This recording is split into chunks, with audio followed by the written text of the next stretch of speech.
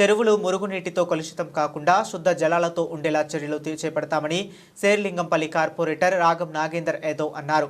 Serilingampally division పరిధిలోని గోపి చెరువు, చాకలి చెరువులను ఇరిగేషన్ డిపార్ట్మెంట్ అధికారులతో కలిసి పరిశీలించారు. కాలనీల నుండి వచ్చే మురుగునీరు చేరుతుండటంతో కలుషితం అవుతున్నందున యుద్ధ ప్రాతిపదికన పరిశుభ్రత చర్యలు చేపడతామన్నారు. మనం ఏదైనా ఉంటే చెప్పుకోనిగా అన్న పరిస్థితి మీరు పోతే వాళ్ళు మీతో మీరు వాళ్ళతో మా వాళ్ళతో అందరితో మాట్లాడాలి కదా.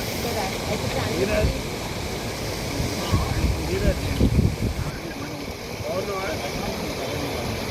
ఏం లేమ్మా, ఇప్పుడు ఈ చాకలి చెరువు అని ఉంటుంది ఇక్కడ స్కూల్ పక్కన చాకలి చెరువు, ఈ జిల్లా పరిషత్ స్కూల్ వెనకాల చాకలి చెరువు అయితే ఈయన మద్దడి